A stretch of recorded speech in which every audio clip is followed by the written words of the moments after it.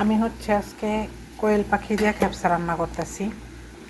ওরে আল্লাহ, এত ধোয়া উড়ে, ধোয়ার লেগে কোনো কিছু দেখা যায় না। এই যে কোয়েল পাখি দিয়ে এই যে খেপসা রান্না করি। পুরা গ্রানে পুরা ঘরবাড়ি বইরা গেছে, এত গ্রান হইতেছে, মানে এত ধোয়া। সেদ্ধ হয়ে গেছে অলরেডি।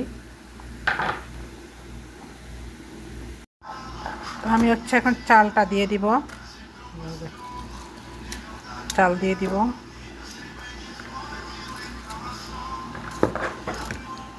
চাল দেওয়া কমপ্লিট। সুন্দর করে লাইনা দিব।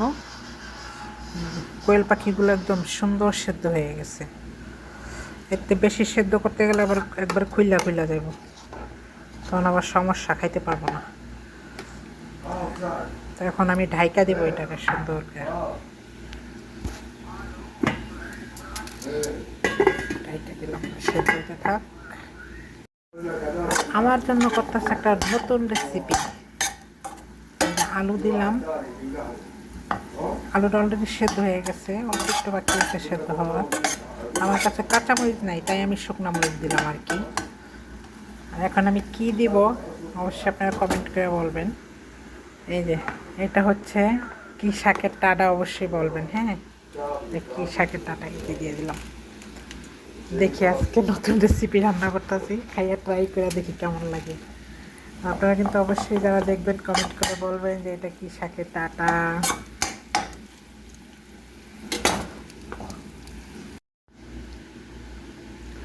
চলেন দেখি যে আমার কি হয়ে গেছে আমার রান্না করা খেপসা। কোয়েল পাখি দিয়ে খেপসা হয়ে গিয়েছে। এখন সবাই খাবে আর কি, এই অপেক্ষায় আছি। কমেন্ট করে অবশ্যই জানাবেন যে আমার খেপসাটা কেমন হয়েছে, বুঝছেন। তো চলেন আমার শাকের তরকারি দেখাই। যে আমার জন্য এই যে ডাটা দিয়ে শাক আলু ভাজি করছি,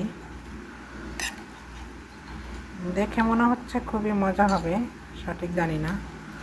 এই যে কটা ভাত নিলাম, মানে আলু ভাজা।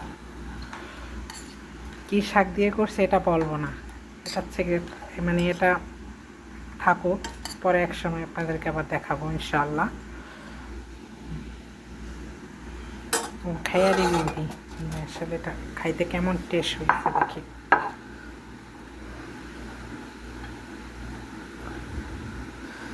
যাহাতে আমি ভাত খাই কম। বিসমিল্লাহ।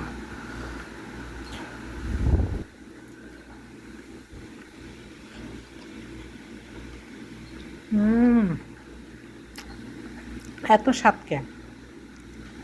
আমার হাতের রান্না যে এত মজা, আল্লাহ রে আল্লাহ।